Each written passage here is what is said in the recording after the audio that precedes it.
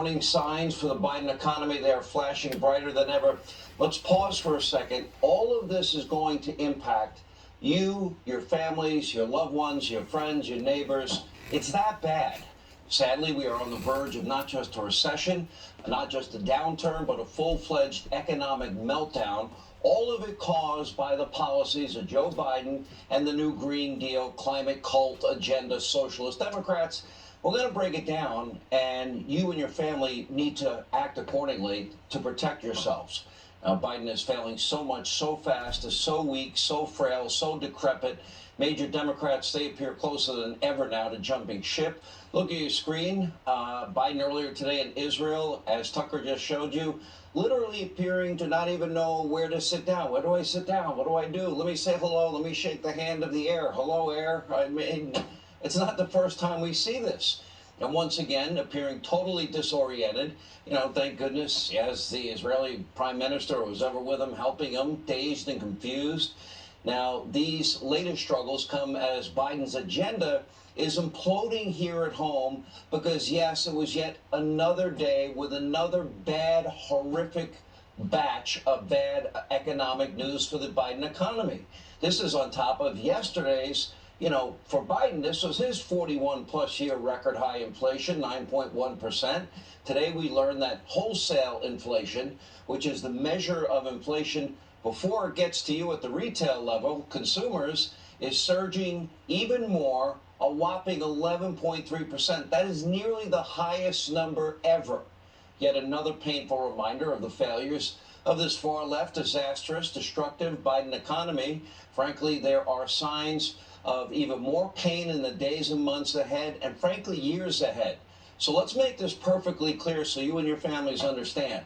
Now, pretty much everything you're buying is costing you a fortune more because of the reckless, radical policies that Joe Biden, the climate alarmist cult, indoctrinated, brainwashed into, cling to like manna from heaven. Remember, inflation was 1.4%, to be precise, when Donald Trump left the White House. Joe Biden lied back in December. He said, inflation is only transitory. It's only temporary. I think the worst is past us. Look at these. Look at the graphs. They speak for themselves. Put together by the New York Post. Look at this. And it lays out just how major and massive Biden's inflation failures really are. Now, you go to the grocery store, that's costing you more. You go to pump up your car with gas, that's costing you more than double what you were paying under Trump. You want to take your family out to dinner, good luck, that's costing you more. You want to buy a new car, that's going to cost you a fortune more, probably above MSRP because they don't have the parts available. Want a used car, that's up dramatically. Want to renovate your house, that's costing you more. But when the housing market crashes, and it will crash, you might be able to finally find that contract you've been waiting for. If you want to buy a house, yep, interest rates are way up. It's going to cost you perhaps thousands more every month. And you have interest rates spiking. The Fed is now moving closer to a historic 100 basis point increase later this month on top of the 0.75 basis point increase we had last month. We haven't seen this since Jimmy Carter. But according to Biden, the Democrats are all supposed to just suck it up, go along with their anti-energy, Green New Deal, economy-killing agenda as the hardworking men and women in this country and their families suffer more and more and more. We're all supposed to believe their endless lies, and we're supposed to pretend that this was all caused by Putin and the pandemic. The pandemic was happening under President Trump. We didn't have these problems. We got cheap oil because it was domestic oil. We were energy independent and a net exporter of energy. Joe gave all of that up. So Joe blames big oil or blames rich people, now blames this week the Republicans, blames Donald Trump, blames Fox News. Listen to one White House so-called economic advisor with next to no experience completely stumble after actually being asked a tough question, believe it or not, by fake news CNN. Take a look. The rate of inflation in the U.S. is higher than it is in Canada, France, Italy, Japan, India, Mexico, China. Why? Well, here's a couple of things. I mean, first off, let's be clear. The bulk of the increases in prices last month were due to energy and food, and most of that was indeed due to energy. And so this is really the result of The United States and countries everywhere coming out of a historic pandemic, where we have seen these ongoing challenges with supply chains, these fragile supply chains that businesses have created around the world that have made it difficult to get products to shelves in the time of this recovery from a pandemic. You add on top of that this unprovoked war that Putin has been waging in the Ukraine, and that is why we've seen prices rise. She's right about the energy part, except she's why. not telling you the main part. The main part being, of course, that Joe Biden, well, he eliminated energy independence. Somehow he thinks it's better to import oil from countries that hate us like Russia, Iran, Saudi Arabia, OPEC, Venezuela. Now, many in the mob and the media, they're still in a never-ending fight with truth and reality, still on a never-ending crusade to defend Biden at all costs. Listen to the ladies at that hard-hitting ABC News show, The View, letting us know there's nothing Joe can do. Yes, there is drill and frack, but take a look. Inflation rates just hit a 40-year high, and there are calls coming from both sides of the aisle and the media for the Biden administration to figure out ways to fix it. So here's my question. What do you want him to do that he's not doing? I mean, I don't know. This I don't know very many folks who could juggle this many balls in the air at the same time. You're pretty dumb. Especially not this guy who probably doesn't know today's Thursday. How about this? Whoopi's not He can very return to smart, the Dan. economic and energy policies of Donald Trump. Donald Trump achieved energy independence for the first time in 75 years. We're a net exporter of energy, and his clinging to new climate alarmist religious cultism caused us all now to pay double what we were paying. Everything that's delivered to every store you go to costs more because diesel costs more.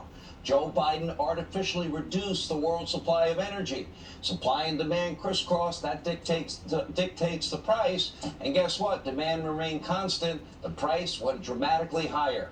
Joe Biden repeatedly attacking the oil and gas industry. They want the leases back. They want to finish the Keystone XL pipeline. They want exploration in ANWR, all of which Joe is prohibiting. Joe rolled back American energy independence, and we're all paying the price. So that's what he could do. If Joe Biden, he said during the campaign, he would eliminate fossil fuels. Look me in the eye. Trust me. I'll eliminate it. I'll get rid of it. It's Joe Biden that signed into law the so-called COVID relief bill that was not actually for COVID, perhaps the most reckless, irresponsible piece of legislation in modern U.S. history that fired up an already overheated economy. Does the administration have no understanding of inflation at all whatsoever? We learned yesterday from Steve Moore they have next to zero experience in the business sector. And beyond all the Biden lies and misdirections and blame and all the BS, the signs of an economic disaster are staring all of us right in the face. Inflation, 41-year high, energy prices, record highs, and just this week, the IMF cut their 2022 growth forecast and warned that avoiding a recession will be, quote, increasingly challenging, meaning not going to happen. That soft landing they talk about, that's not going to happen either. Now, add to that the cooler consumer spending, weak bank earnings, slumping stocks, rate hike fears. You have a brutal Biden economic cocktail, and it's only just begun. Wait till you see what happens. New home construction is going to stop. Sale of existing homes will stop. Home values will plummet. Nobody's going to want to sell their home with a 3% 30-year mortgage and move to another home. And guess what? That's going to impact the economy. Wait for the housing market crash. That's going to follow all of this. The man in the White House clearly is not up for the job. We should really have an honest conversation. If he's not up for the job, we really need to consider the 25th Amendment. Piers Morgan is right. And just in case you weren't quite convinced, let's remind you once again. The political coverage that look,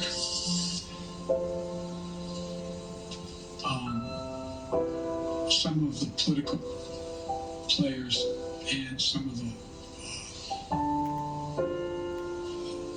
let me ask a rhetorical question. No, I won't. Anyway. So finally, even the New York Times recognizes, wow, Sean Hannity's been right the whole time. We were way ahead of the curve. We were telling you during the campaign. Let me get a little ahead of the curve again.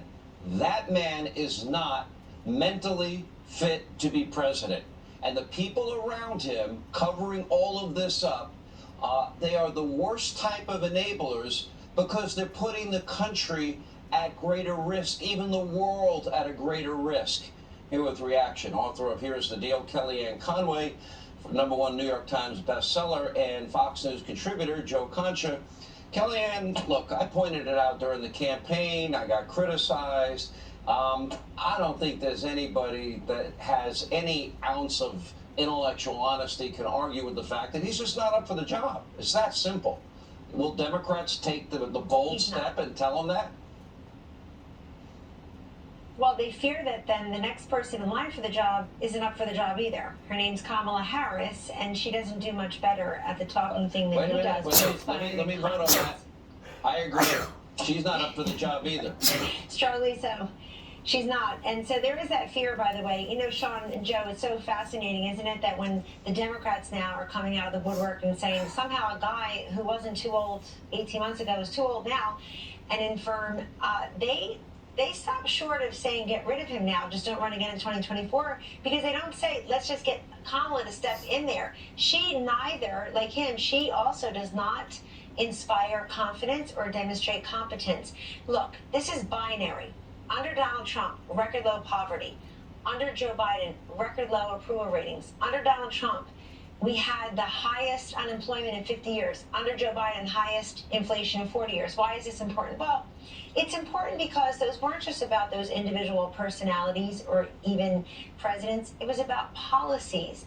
And I think we're all being seduced into talking too much about Joe Biden. As fun as it is, I think we should be talking about the Democrats, Sean. The difference between 15 seats for the Republicans this fall and 50 in the House could be the ability to make all of the Democrats, not just Joe Biden, own and eat all these terrible policies. You have these moderate Democrats now, like Alyssa Salk came from Michigan today, pretending that she was worried about inflation. She was warning the Biden White House, oh no, what can we do? It reminds me of the Democratic moderates who were upset after the 2020 election saying, don't you ever again utter those 3 words, defund the police. I almost lost my seat. Now they're saying about inflation. These are Democratic policy problems, not just Biden problems. I want them all gone. You know, I look at this, Joe Concha, and now we're seeing the media 2.5 years later acknowledge the obvious that we had. Now, there's 2 points about this. One, any Democrat that might replace Biden is probably going to adopt the same policies and similarly be beholden to the climate alarmist cult that is the Democratic Socialist Party. So things won't change in that respect. But what about the people? I mean, to be honest, they all know how bad his condition is, and it's probably worse than we even can see. You know, do we not get to the point where it's borderline elder abuse with this guy? Forcing him out there, and he keeps stumbling, stammering, you know, tripping and falling, and the wind blew him over. At some point, does anybody care about him enough to say, Joe, I think it's time you need to hand the reins off to Kamala or somebody else? One would hope so, Sean, but I think, again, when we focus on age, the premise seems to be that, well, when Joe Biden had his fastball, he had the proper instincts and had the proper perspective and policies to move the country forward. And you ask Robert Gates, for example, who was his defense secretary under Obama Biden, and said, and this is what Gates said in his book in 2014, that he was wrong about every foreign policy decision throughout his 50-year career, whether it be in the Senate or as vice president. Remember, this is the guy who told Barack Obama he should not go into Pakistan and get Osama bin Laden. This is the guy who voted against the first Gulf War that even Al Gore had supported at that point. So, you know, his instincts on foreign policy have been horrible. And then when his instinct now, or at least the instincts of his handlers, is let's spend trillions more so we can lower inflation, you know, that's not the way it works. But then to the age thing, I mean, when he gets up in front of the press on an international stage and again does that whole they gave me a list of reporters to call on thing. He's done this multiple times as president. It's several flavors of stupid, and it's like the porch light is on and no one's home. You would think someone sane and sober in the White House would pull him aside and say, please stop sharing that information, because it may look like you're avoiding hard questions and calling on those who only ask those of the cotton candy variety. Barack Obama was able to win re-election.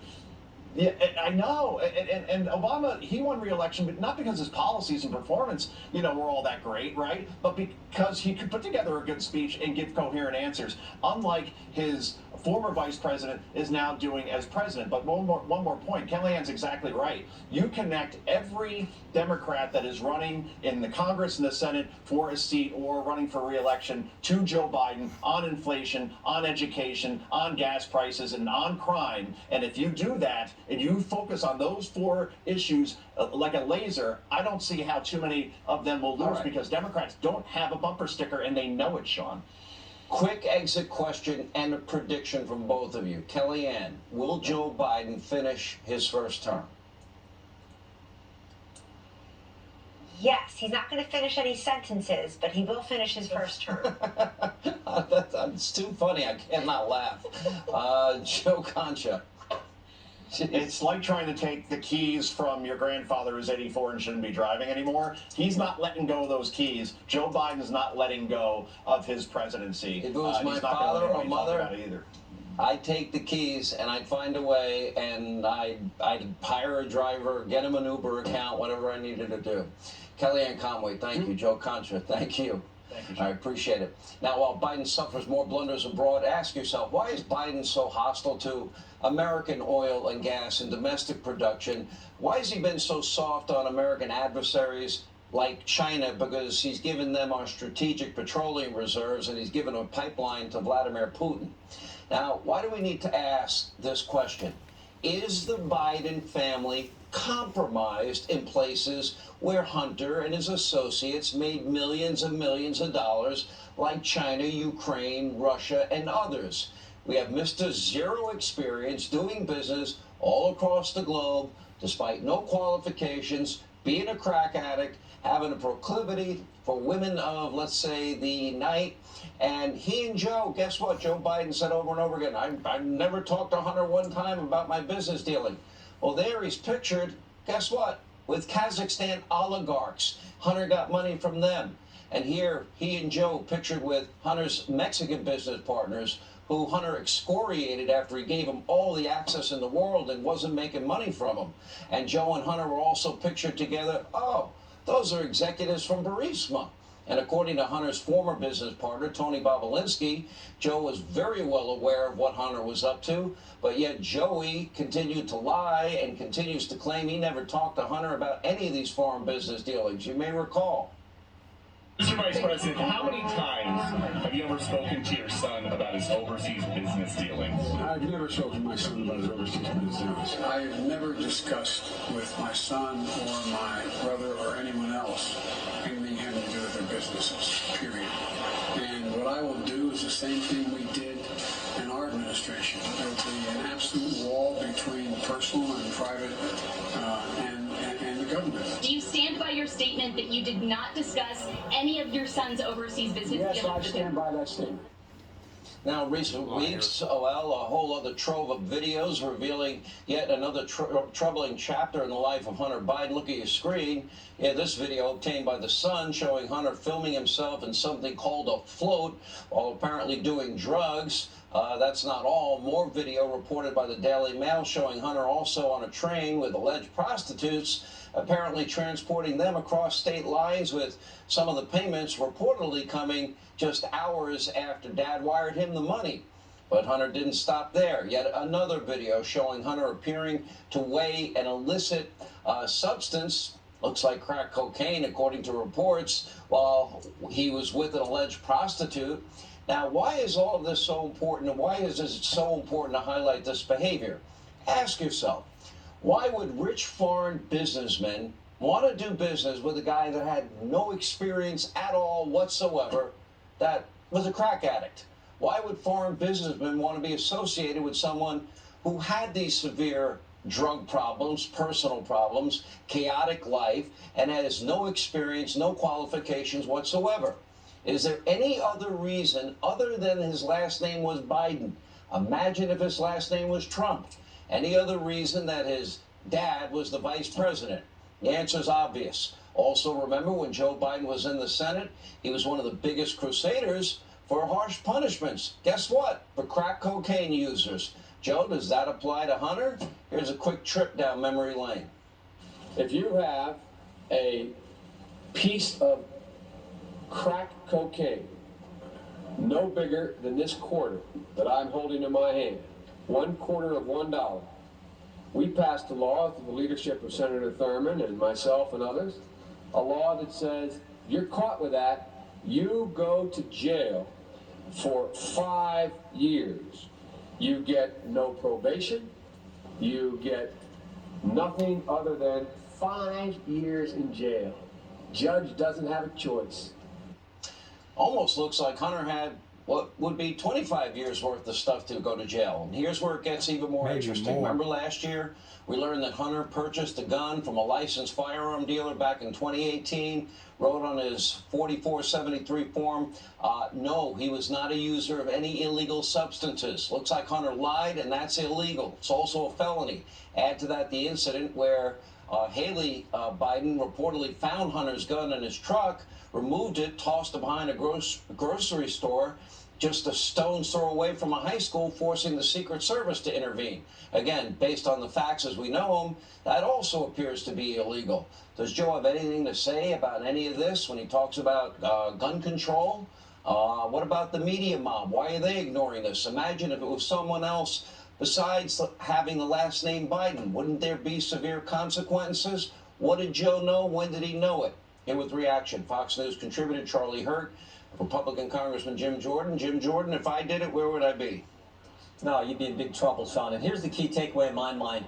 It's worse than we thought. We knew about the millions he took from the wife of the mayor of Moscow. We knew about the millions he got from the Ukrainian oligarch. We knew about the millions he got from the company with ties to the Chinese Communist Party. We knew about the laptop. We knew it was real 2 years ago.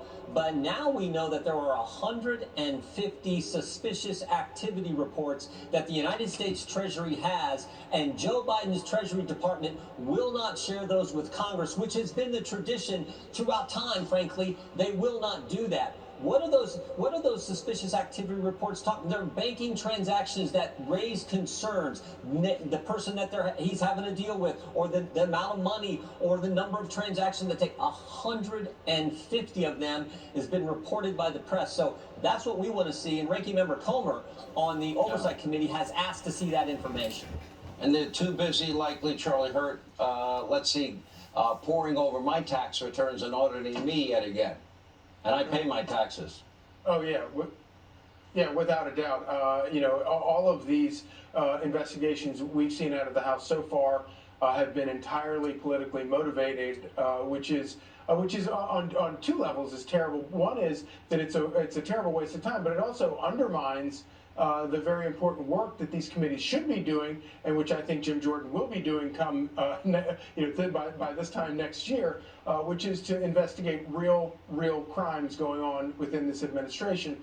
Normally when you get a trove of this disgusting stuff out of the Hunter Biden laptop, your concern is about like blackmail targets and things like this. But this is so much farther beyond any of that. We are there are more smoking guns in this thing than I would think that anybody would even have time to investigate all of them. But if you just look at the big places where Hunter Biden has himself compromised and his father compromised, Ukraine, China, and Mexico, and then you look around at the world stage at all of the hot spots under the Biden administration, where the Biden administration has given away American interests.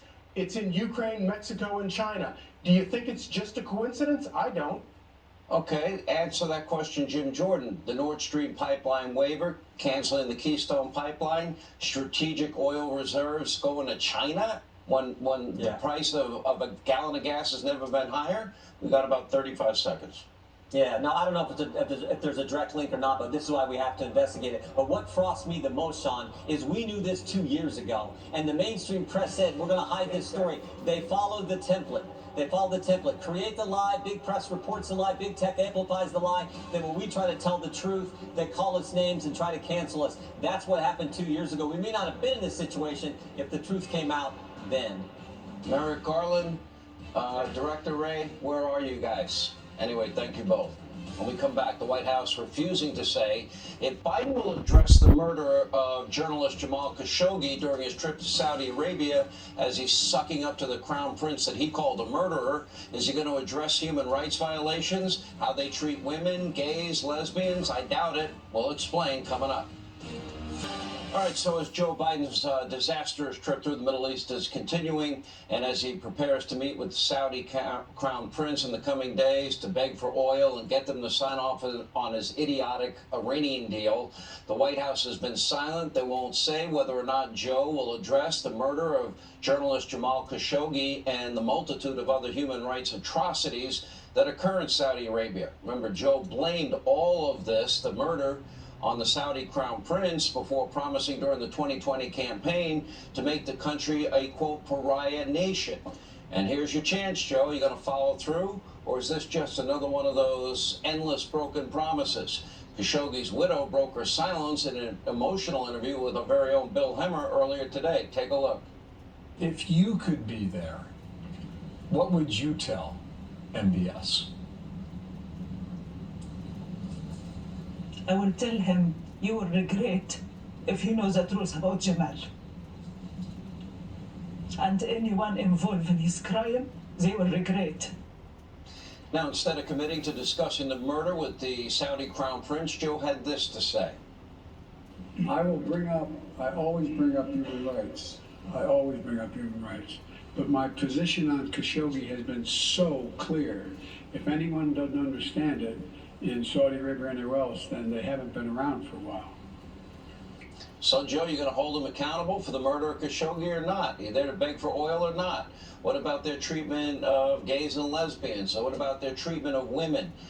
Some people are put to death, punished in a number of gruesome ways, in some cases just for being gay.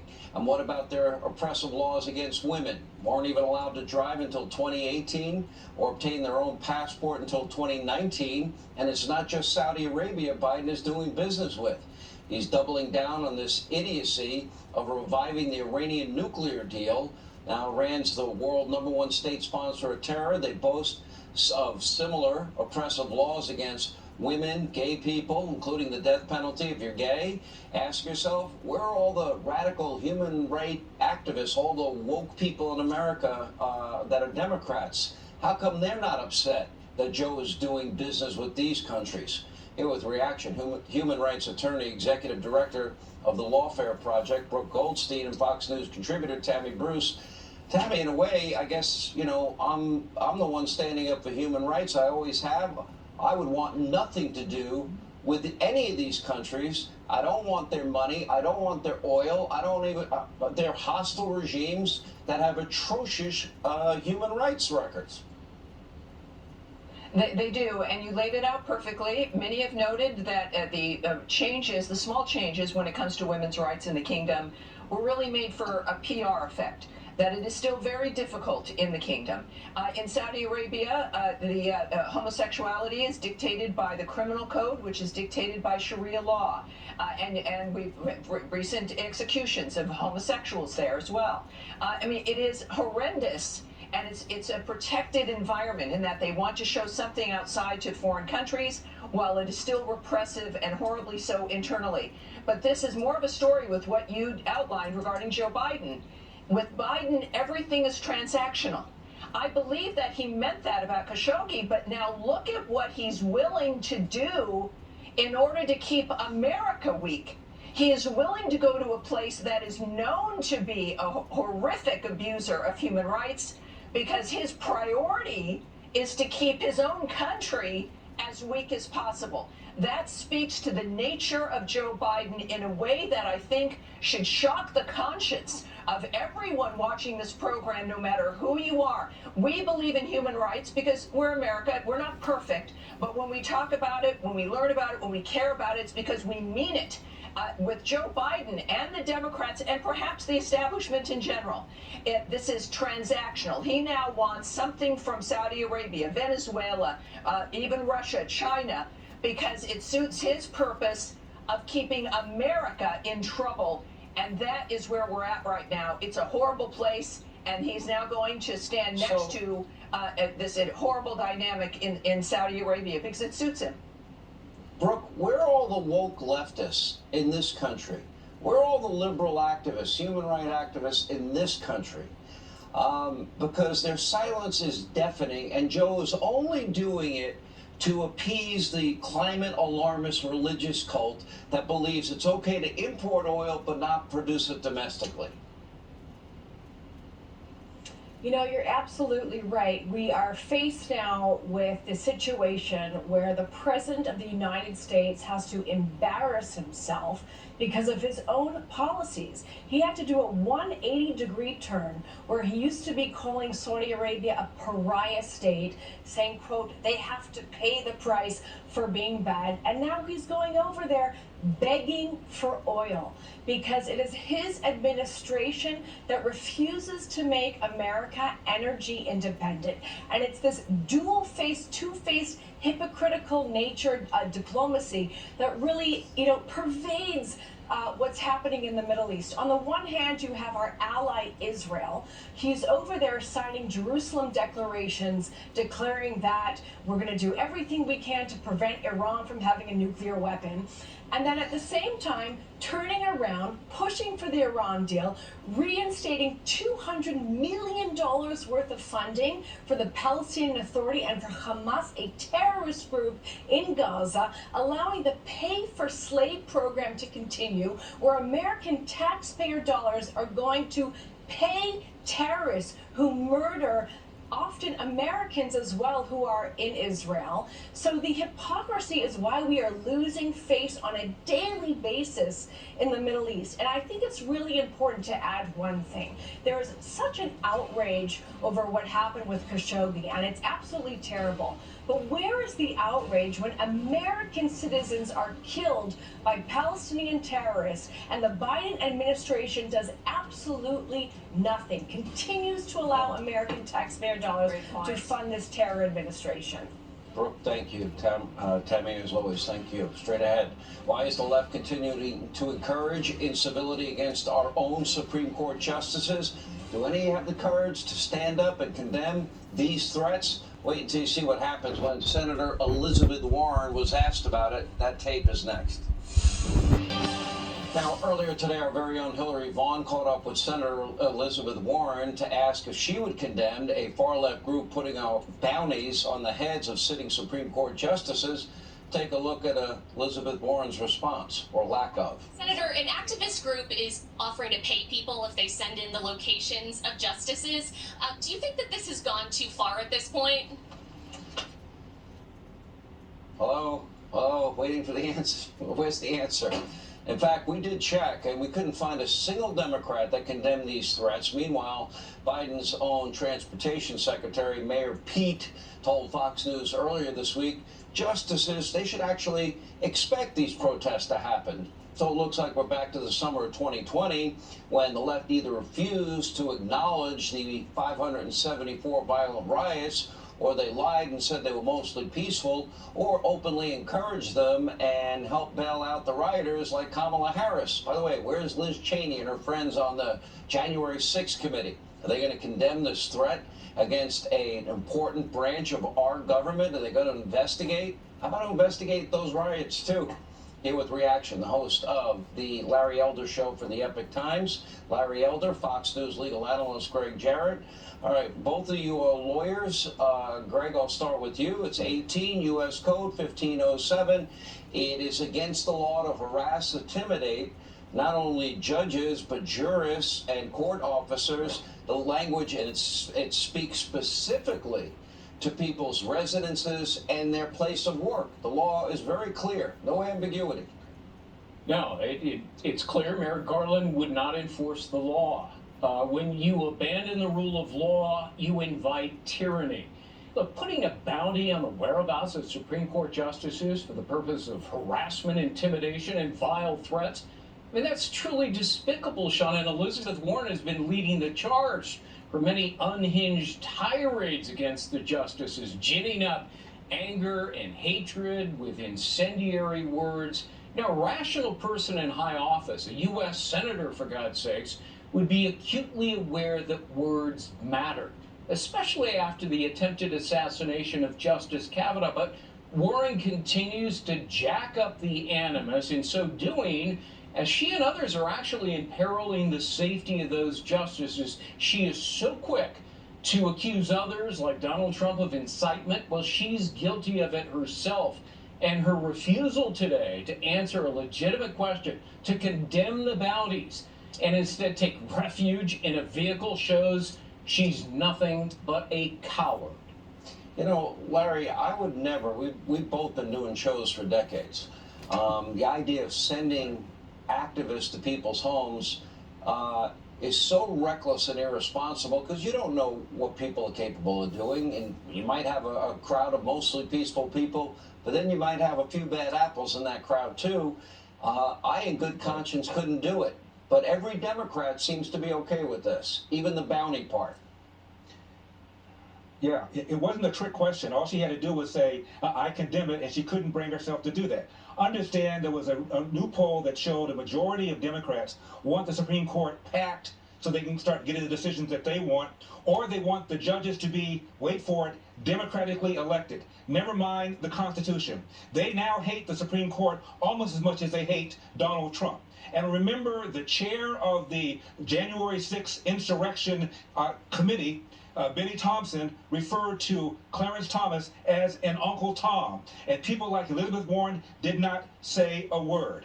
Chuck Schumer stands outside the Supreme Court and threatens Kavanaugh and threatens Gorsuch. Not a word is said. Maxine Waters tells people to surround members of Donald Trump's cabinet and let them know they're not wanted anywhere anymore. And as you pointed out, Sean, we've had 4 months of mostly peaceful protests in the streets, over 24 people murdered, 2,000 cops injured, $2 billion in damages, and they didn't say a word. That's how this party rolls. So what is Warren supposed to say? Now all of a sudden she's supposed to express outrage after being silent over outrage after outrage after outrage. These people want to stay in power, whatever it takes, it doesn't matter. One final thought.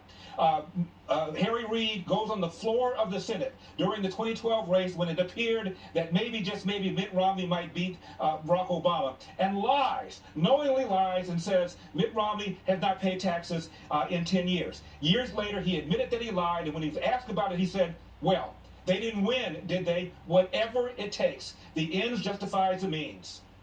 Oh, sad state of affairs. Something happens, they'll have blood on their hands. And you know what? We already dodged one assassination plot. So you would think they'd be less reckless, more responsible, but, you know, I guess I asked too much. All right, Larry, thank you. Greg, thank you. When we come back, you won't believe what radical soft on crime the LA DA, George Gascon, did this time, even as crime is surging in his city. We'll check in with Lawrence Jones and Leo 2.0 Terrell straight ahead. Apparently, LA DA George Gascon has just announced he's disbanding a part of that office that notifies crime victims when the people that hurt them are up for parole. Meanwhile, concern about crime is already so high in LA that Starbucks is now closing several stores there, and 7-Eleven locations in the area were recently forced to close because of security concerns after a string of fatal robberies. But sadly, the crime wave that is now happening in city after city, you know, has gotten so out of hand. Well, in Atlanta, it's so bad that the neighborhood in Atlanta known as Buckhead, they want to secede and form their own city. By the way, I broadcast there 4 years. I don't blame them. Anyway, our friend LJ, Lawrence Jones, will have a full report on it this weekend on his show, Lawrence Jones Across the Country, and that's Saturday night at 10 p.m. He joins me along with Leo 2.0 Terrell. Leo, you're in Los Angeles. First, let's go to Gascon. So here are the people that are victims of crime. They're not going to be notified when they're up for parole, so they can sneak them out the door and not get any heat for it. Exactly. And let me tell you right now, Gascon is facing a recall petition. We're waiting for the results. But this guy doubles down. Not only has he disbanded this unit, preventing parents from being, or victims from being notified, he does not allow lawyers to attend from his office.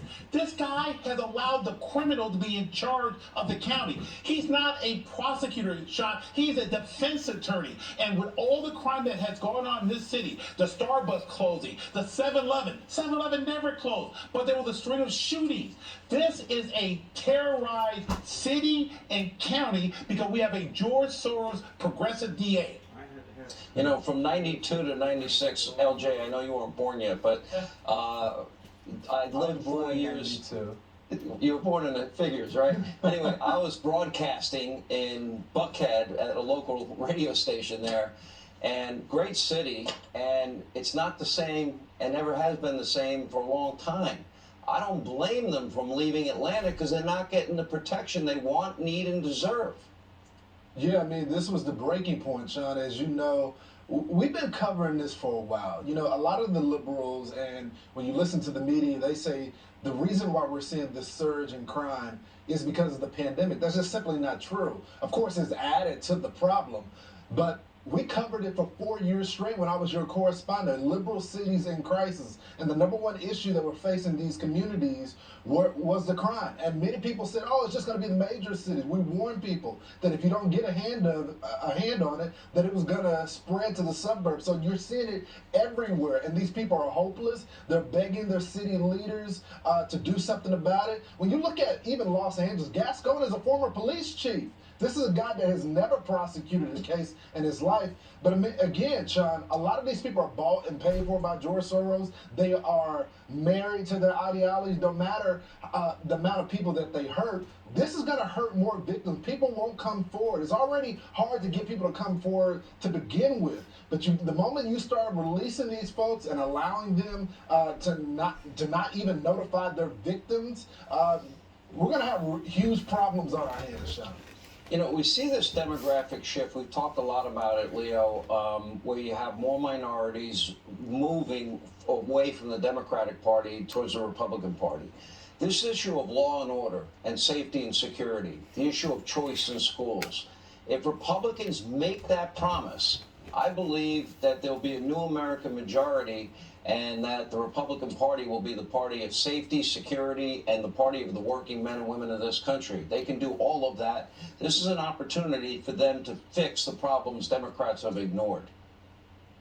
You're absolutely right. That last line, the working class, middle America. I want to be very clear. The Democrats have become the party of the elite. They have abandoned the middle class. And what they have done, which is very embarrassing, all the things you mentioned, school choice, safe streets, they assume that minorities don't want that. They want that like every American, regardless of color. But the Democrats are locked up into a progressive agenda to destroy the values of America, civilized liberty and freedom. And that's what they have abandoned those ideas. Yeah, Sean, it's great point.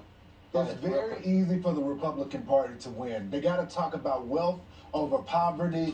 You know, I'm traveling around to these diners and I'm going to my local barbershop. Sean, when the barbershop and the diners are both talking about how bad America is and blaming Joe Biden for the disgrace of America right now, the demise of America, you know the Democrats have problems. All the Republicans got to do is focus on the right message.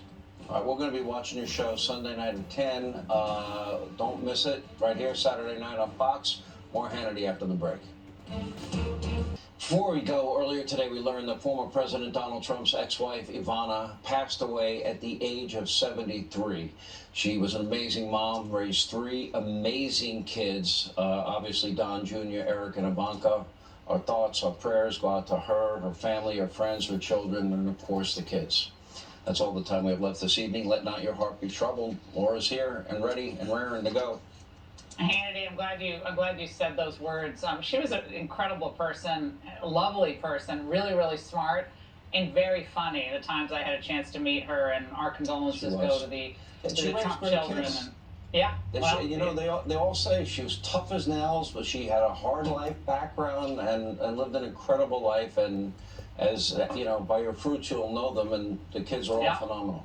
Yeah, and I had the chance to meet her mom as well. The kid's grandmother, and she's amazing. So, God bless their family tonight. Thank you for saying those words, Sean. And I'll take over where you left off.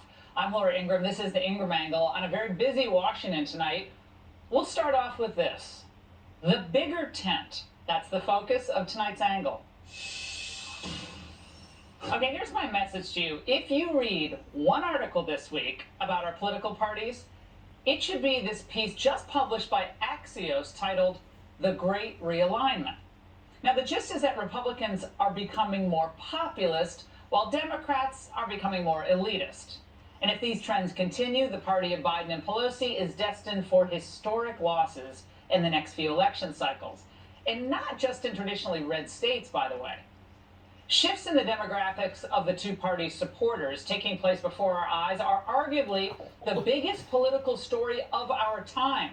The big picture, Republicans are becoming more working class and a little more multiracial. Democrats are becoming more elite and a little more white. That's too hard. Now remember, this movement of minorities toward the GOP began in earnest under Donald Trump. He grew Republican support among Black and Hispanic voters in 2016 and built on those gains in 2020. In fact, he closed the gap among Hispanic voters by 17 points, according to Pew analysis. Hispanics especially seem to like Trump's no-nonsense approach and his pro-small business policies. His tone and his language toward illegals and support for building the border wall didn't seem to bother him much.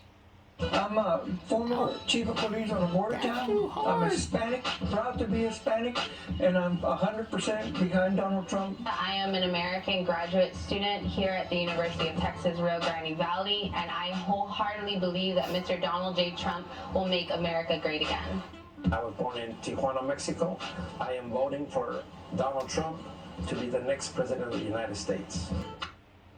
Now, for their part, Democrats incorrectly assume that the more their party moved toward big government socialism, the more minorities they'd attract.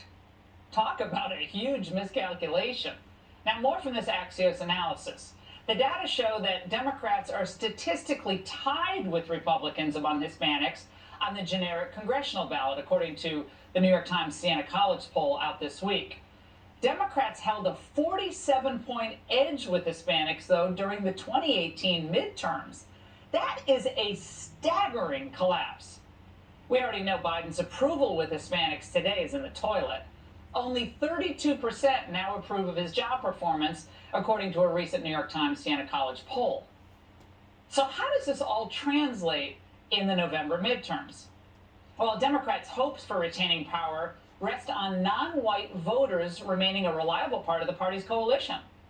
Democrats' theory of the case collapses if Republicans make even incremental gains with those voters. Even small inroads with Hispanic voters could tip a number of Democratic-held swing seats to the GOP. Of course, for years, the Republican elites here, devoted to the Bush-Cheney worldview, they thought they could just steamroll their opposition within the GOP, regardless of how bad things got. Their answer to losing in 2008 and then again in 2012 was just more of the same. For the last 15 months, I've talked about the need to get immigration reform done. I have made it abundantly clear that I believe we need immigration reform. We're a nation of immigrants. This is not the time to abandon something that makes us special and unique. So they thought they'd nominate Jeb in 2016, who would beat Hillary, and then all would be well. It would all return to the old days. So they were stunned when the voters rejected another Bush in 2016. It turns out that more immigration, endless wars, and more bad trade deals, well, they just weren't hugely popular. Shocker.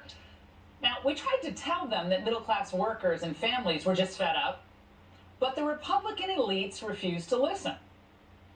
Well, now Axios has confirmed again that we populists were correct and the GOP establishment, they were wrong. We actually grew the party. We made it a big tent. They shrunk it. Because we've made so much progress inside the GOP, we're now seeing a whole new generation of exciting new candidates across America, like Myra Flores and J.D. Vance. Policies that are being placed right now are hurting us. We cannot accept the increase of gas, of food, of medication. That was ready to pollute the rhetoric. I'm sick in some of the left destroying this country, and Lots I'm of sick of the liberal rhinos in towns Washington, bought D.C. into their who crap. refuse to fight back against it. Now, the GOP old guard, who claimed so desperately that they wanted to bring minorities into politics, are suddenly flummoxed, right? These weren't the type of candidates they were hoping for. You know, many of the candidates that are rising now, they got into politics because of Trump. Now, by contrast, you have to consider the problems on the left. The Squad and their supporters claim that they were going to fight for the working people. They were going to stand up to big business and oppose foolish wars. But they didn't keep those promises, did they? So instead of working with us to build a society that would be fairer and more prosperous for the average person, the American left has allied themselves with the Bidens, the Cheneys, and the Bushes, and the whole rest of the globalist establishment that created so many of the disasters we're dealing with now. Working class people know that the left is not the answer anymore. Only the populists are building a movement, that big tent, that actually will stand up for the little guy. So while the left talks about resisting the plutocrats, they're actually doing nothing. We're actually doing the heavy lifting. Just ask Disney or the Chamber of Commerce, or Liz Cheney for that matter. We're not just resisting, we're winning. But when's the last time AOC or Ilhan Omar or Ayanna Pressley accomplished anything for the working class? The facts of the last few years leave no doubt that our policies work for the average American, while the establishment's policies don't. Look at how well we were doing just a few years ago under Trump. Look at how poorly we're doing now. So this struggle between our populist movement on one side and the establishment, along with its leftist allies on the other, it's the great political debate of our time. But if the establishment wins, the future of America will be bleak. More inflation, more recessions, more wars, more crime, more poverty. That's what they have in mind for us. That's what their policies are doing right now. And that's what their policies are going to continue to do. Always works out that way. But if we win, the next 20 years can be a new golden age with peace and prosperity broadly enjoyed across demographic lines. We can end these stupid wars. We can put Americans back to work. We can have more productivity and higher wages. Streets? Yeah, they'll be safe to walk in, and schools that actually teach useful skills. We can have a government that promotes America instead of always tearing it down. Now, the media, they know we're winning. That's why Axios wrote this piece. That's why the media are suddenly trying to get rid of Biden. That's why they remain obsessed with Trump, why they keep trying to smear DeSantis and other populist Republicans. But the press couldn't stop Reagan in 1980. They couldn't stop Trump in 2016. And they needed a pandemic and a perpetual witch hunt to stop him in 2020. I fully expect the plutocrat class to work overtime to try to turn things around for globalism. Soros, Gates, Zuckerberg, they're not going to give up because Biden's floundering. They're going to double down to preserve the system that protects and enriches them. They don't care if you suffer. It's irrelevant to them. They've profited off America's decline and China's rise. But now it's time to beat them, and beat them badly. To take away their power and return it to the people where it rightly belongs. So we must defeat them one by one in the Senate, in the House, every governor's race, in the state houses, and yes, even the school boards. No state should be left behind. We can't give up on our fellow Americans trapped in places like Chicago or Baltimore or San Francisco. A political realignment is underway. And with patience and optimism, we're going to keep building this freedom movement. And when we prevail, get ready for America's new golden age. And that's the angle. All right, joining us now is Ohio Senate candidate J.D. Vance. J.D., this Axios piece really struck me because the media are seeing this kind of globalist dream world beginning to fade away for them because more people are onto this, total charade. How do you see this playing out with this new crop of Republicans coming into the Republican Party? Well, I think we have an incredible opportunity, Laura, to actually do something for the increasingly working and middle class base of the party. I think President Trump delivered in a big way, but as you know, he was often not aligned with his own party. And I think that if we really win the way that we should in 22 and we start to deliver results, we're going to have a Republican Party at every level that's actually aligned with its own voters. And then we're going to be unstoppable because we can accomplish on trade, on immigration, on fighting China, bringing American manufacturing jobs back, on securing the southern border. We can actually do the things that Republicans have promised to do for a long time, but have failed to do. This new insight from the Hill tonight that Republicans are actively courting Hispanic voters in key competitive House districts, hoping to peel away voters from Democrats. The voters are likely to play a key role in at least a dozen districts in the November midterms. JD, I know you've been asking for this, I have for a long time, but it is long since time that the Republicans did the type of minority outreach with the right ideas that they're finally doing now. Yeah, that's exactly right. And for so long, everybody told us that the way to reach the Hispanic vote was to go soft on borders. And it turns out, Laura, the exact opposite thing is true, that the more we lean into protecting the southern border, the more that we lean into giving our police officers the ability to protect our communities, the more Hispanics come to our side. Yeah, I think there's this way where the establishment Republicans and also the left shared this assumption that identity politics was the way to reach out to Latinos. It turns out the way to reach out to Latinos is to be normal, not be a crazy person, and actually talk to them in a way that serves their interests and to appeal to those interests. That's simple old-fashioned politics, and the Republican Party has a huge opportunity to do that. And the so-called Democrat populists, the ones who claim to be for the working people, we see this with the Squad and so forth, they never help the working people. Stacey Abrams, who wants to, of course, take out Brian Kemp in Georgia, it turns out that she's getting blockbuster fundraising numbers from out-of-state money, and her campaign and leadership committee have reported receiving about $7 million from Georgia donors. That's only 14% of the nearly $50 million they've combined to raise this cycle. It turns out that the plutocrats love Stacey Abrams, JD. That's interesting. What do they think they're going to get from her? Yeah, they do, and they love Tim Ryan, my Democrat opponent in Ohio here. Look, the thing with the Democrats do, if you look at their record, they're completely aligned with big tech, they're completely aligned with big finance, they're completely aligned with the people that are destroying America's energy sector, which hurts the working middle class more than it hurts anybody else. And you're right that these people have a ton of money from these out-of-state donors. My opponent, Tim Ryan, is got something like 90% of his money has come from outside the state of Ohio. People can go, by the way, to jdvance.com if they want to help us fight back for it, because this money is the one thing that could blunt a red wave. And it's not just a red wave, but it's the right kind of Republicans coming into D.C. that could actually fix the problems and fight back once and for all.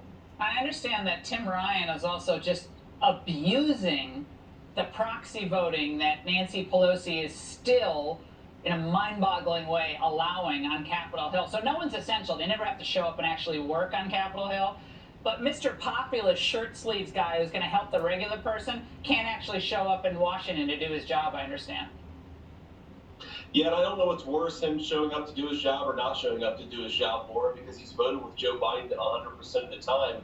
It is hilarious that a guy who claims to speak for working people is claiming 2 years after the pandemic that COVID prevents him from showing up and doing his job. It's ridiculous. It's a farce. But again, that's the Democratic populists. They are all about identity politics, defunding the police. They're fakes. They're not pursuing populist issues. They just want to put on, that populist garb, raise some money, and hopefully get power so that they can continue to serve the American oligarchy instead of the American people.